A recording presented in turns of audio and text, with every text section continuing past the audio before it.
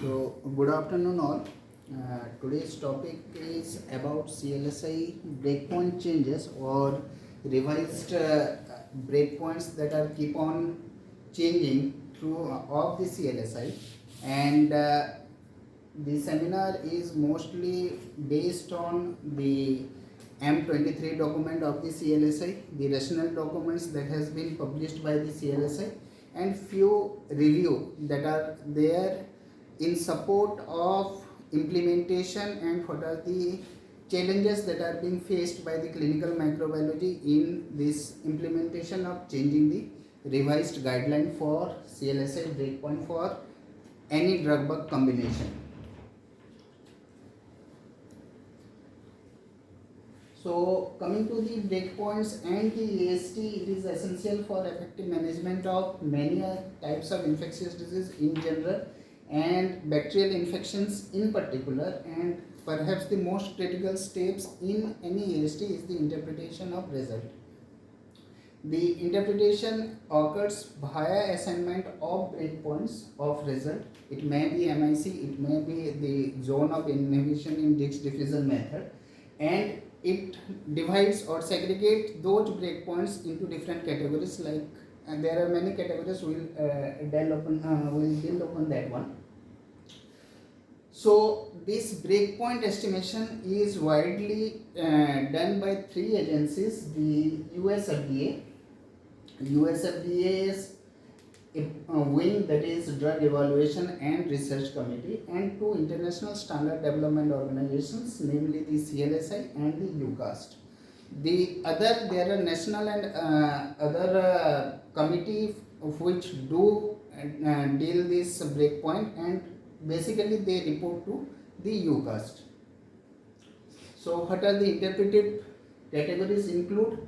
Susceptible means that the likely clinical outcome is in favor of the patient, and while using that drug bug combination.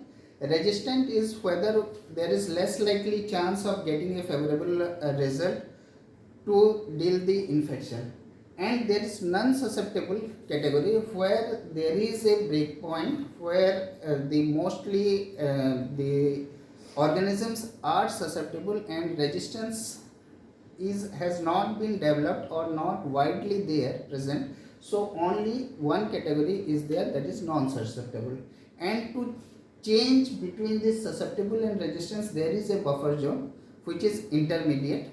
That intermediate may be intermediate as it is, it may be susceptible dose dependent, it may be intermediate with a Caretage sign, and for UCAST it has been increased exposure or area of technical uncertainty. These last two are of UCAST. Coming to the susceptible dose dependent, that means that by increasing the dose or increasing the number of dosing per day, there may be chances of achieving the serum level so that it will be effective clinically. Whereas the intermediate with a Caretage sign, that is recently being introduced by the CLSI in 2019, I think, that it is at particular site the drug concentration gets increased without the change in dosing level as well as the timing. So that is the basic difference between HDD and intermediate with a Caretage sign. So extensive, before going to the breakpoints development, extensive studies are being done by this standard organization, and a breakpoint is being given.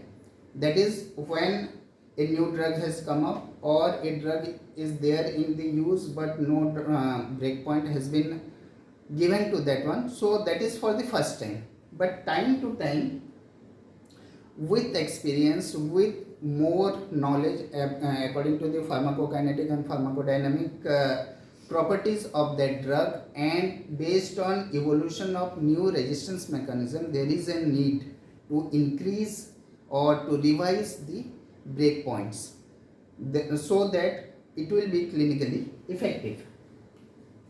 So when deciding to revise this existing breakpoint, this CLSI follows criteria outlined in the M23 guideline, and who can present or who can suggest that there is a need of change in breakpoint? Any of the member of the EST subcommittee of the CLSI, any regulatory or public health agency, they can also approach the CLSI, or other stakeholders like physicians, researchers, industry, even individuals on their own capacity can submit that there may be a need for revision of the breakpoints. But the revision only mandates when there is already an existing breakpoint is there. It is not that for any drug we can go and give that there is a need for revision. It has to be a previous breakpoint has to be there so that we can go for a revision. Now, when it is needed or when reassessment is needed, if there is a newly recognized resistance mechanism emerged within the organism, example is carbapenems for enterobacteriaceae, or there is only susceptible only breakpoints exist in the wild type, but then data gets accumulated and we have a rightward shift towards the MIC or what we call MIC creep, or there is a chance of that the wild type of the bacteria are having a more or higher MIC than usual. In that case, we can go for a reassessment. New PKPD data indicates that existing breakpoint is too high or low. This is the classical example for fluoroquinolones in Enterobacteriaceae in general and Salmonella in particular, and Pseudomonas aeruginosa also. Then there is a the antimicrobial dosage regimen that are used are differ substantially from dose regimen that were recommended or established to the breakpoint.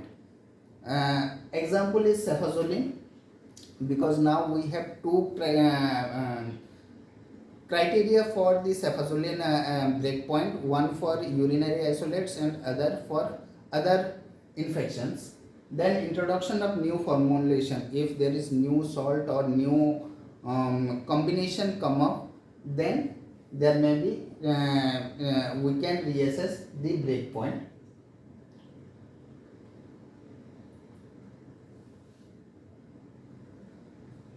Then if the data emerged to demonstrate previous breakpoint were not optimal for common uses like penicillin in non-meningeal cases or non-meningitis cases, data demonstrate which poor prediction of clinical response, again piperacillin tazobactam in case of Pseudomonas aeruginosa or enterobacterials, and if there is a need of specific public health which mandates the reassessment of revising a breakpoint.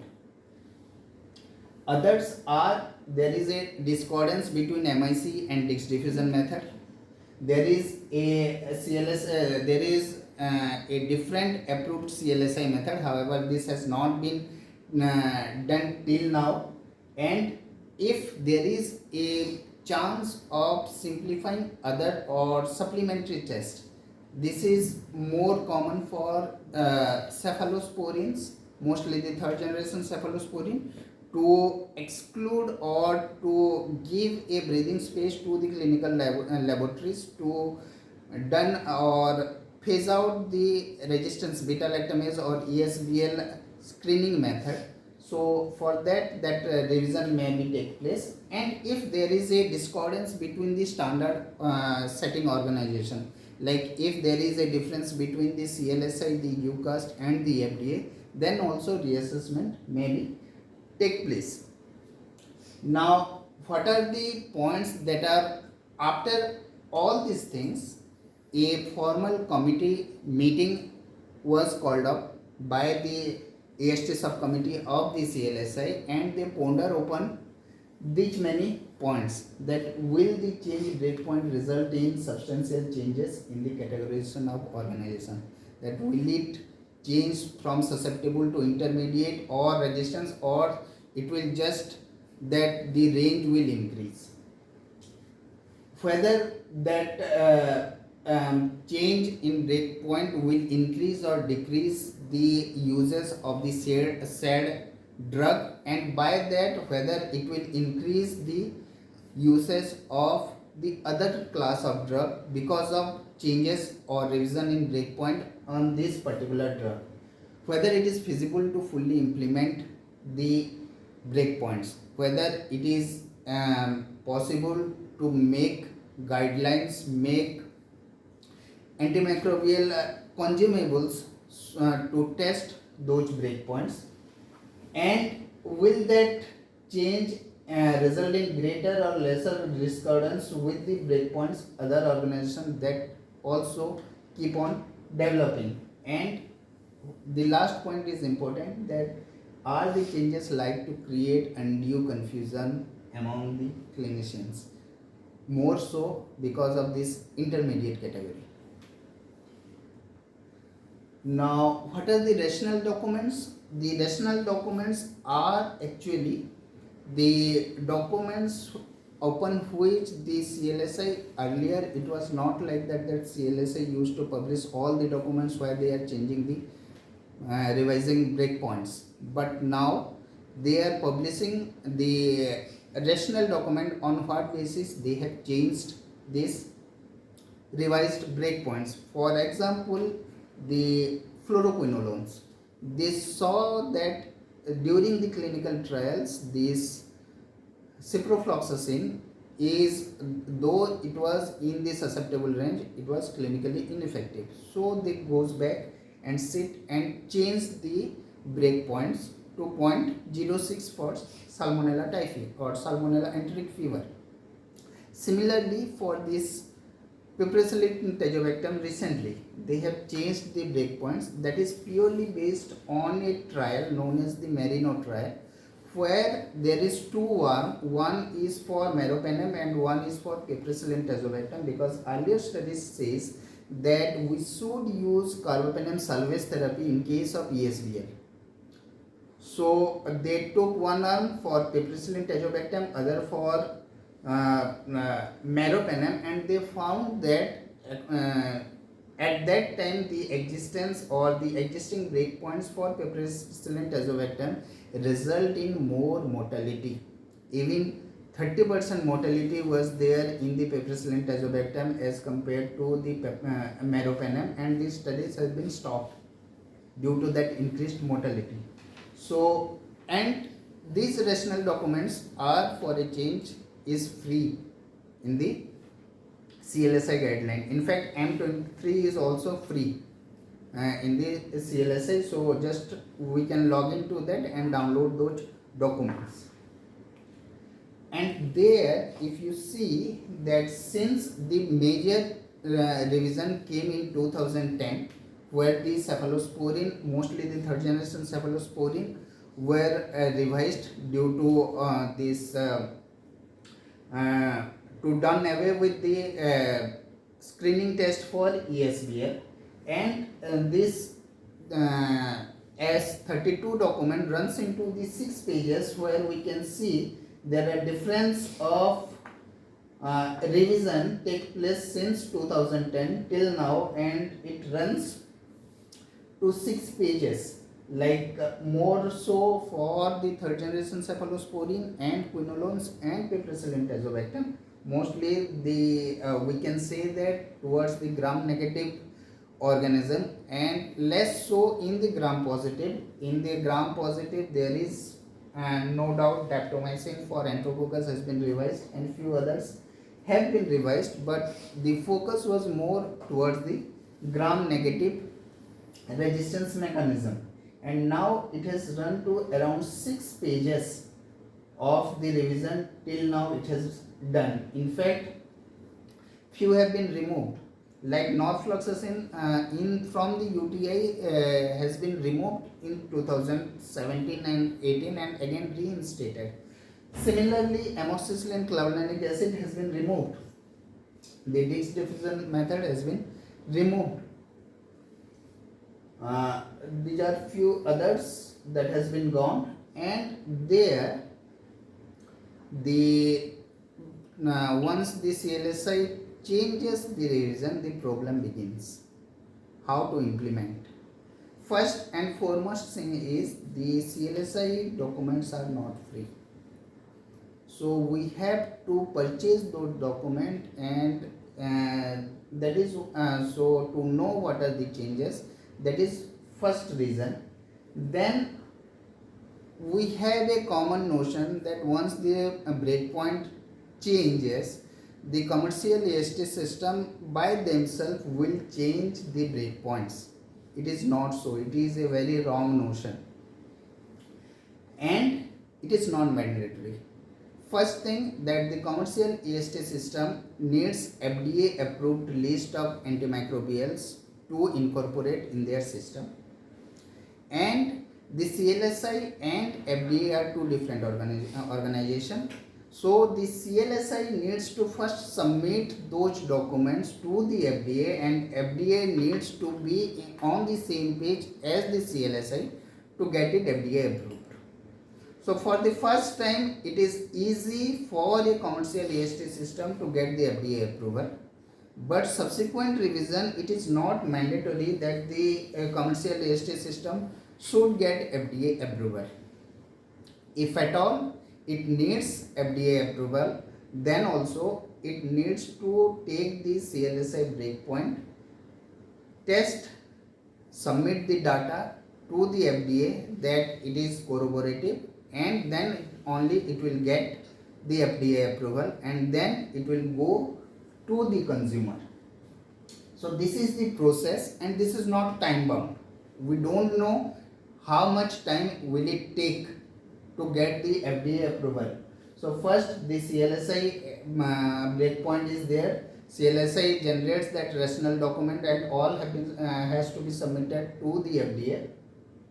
FDA reviews the rational, and if acceptable by the FDA, that FDA recognizes CLSI breakpoint on this susceptibility testing interpretive criteria website. It has an website and it is free to access. You can see that many of the drugs are still in the intermediate. Suppose cefepime for CLSI there is SDD, but for FDA it is only interpretive.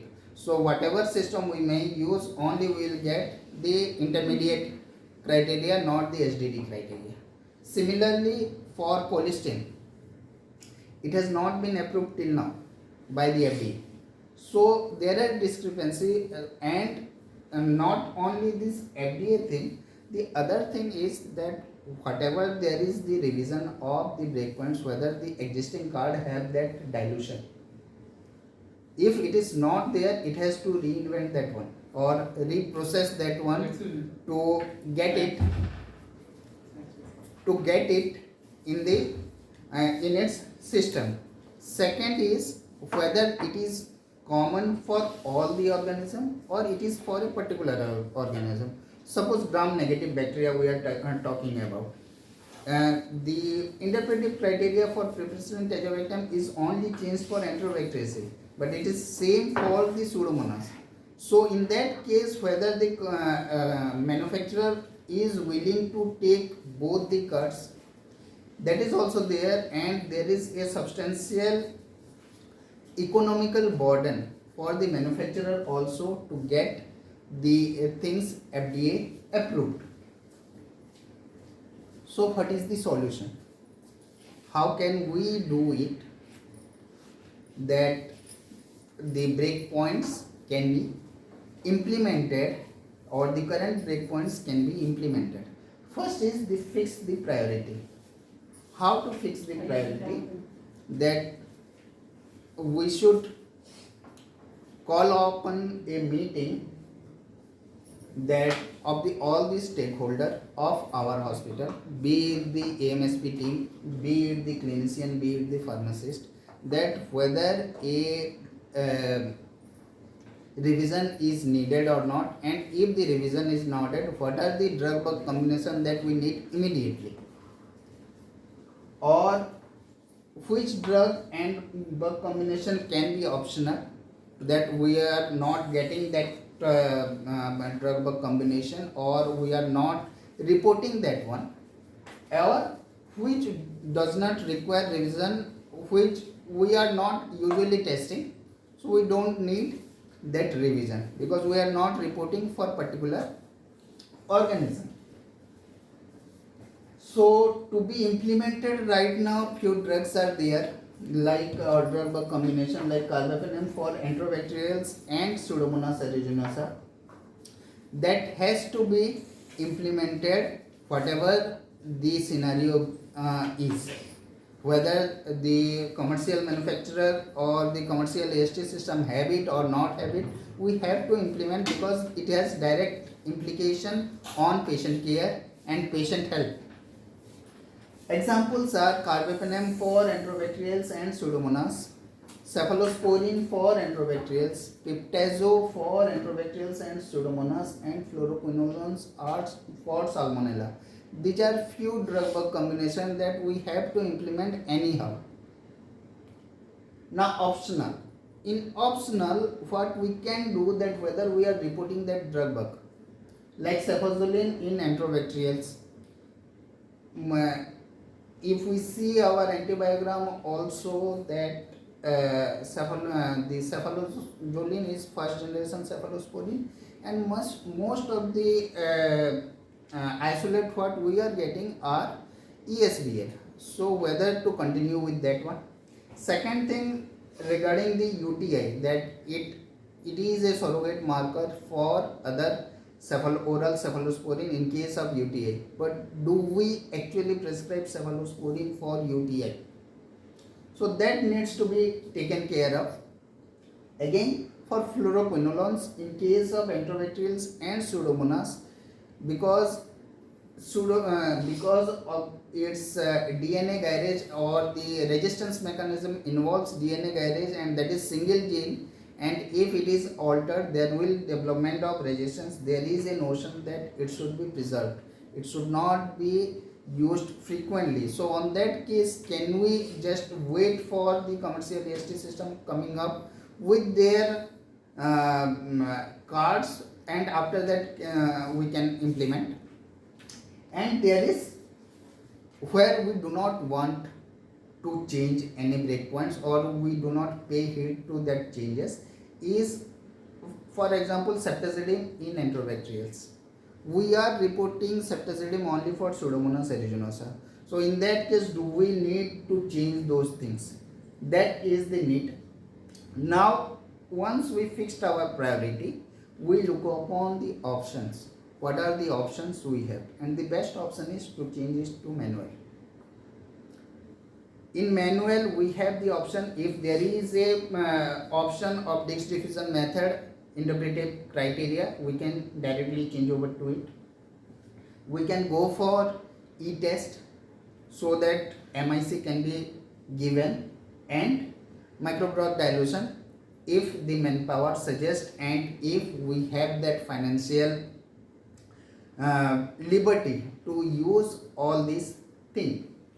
Now the second thing is off-level use of commercial AST system.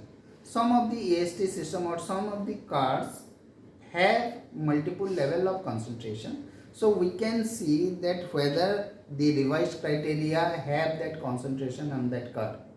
So just by looking on that, we can use the revised interpretive criteria, not going by the report what is given by the commercial AST system. We just have to check it manually, the MIC, and report it accordingly. But one problem is that once we do that, it is no longer IVD or IVD compliant. So that needs to be validated. So third one is our cumulative antibiogram. What is the effect of cumulative antibiogram?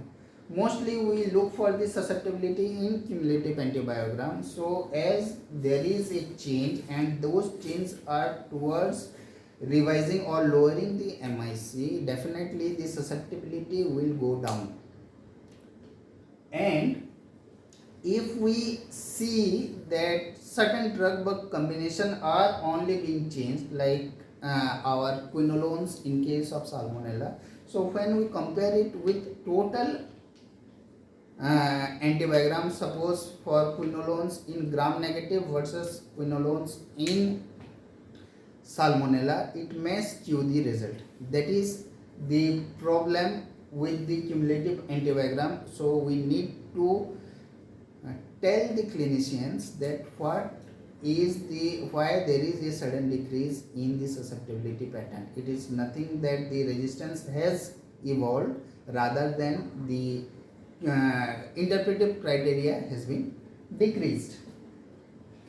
So on the conclusion, what we can see that the CLSI breakpoints have been set decades ago. It may be we may see some drastic revision in near future also, and this is an ongoing process. So we have to adapt to the current breakpoints based on our needs, and accordingly we should be prepared for all the methods that we have at our disposal, and we should not discard the manual method completely, so that as and when required we can get the manual system back on track and do the susceptibility testing based on the current breakpoints. Thank you.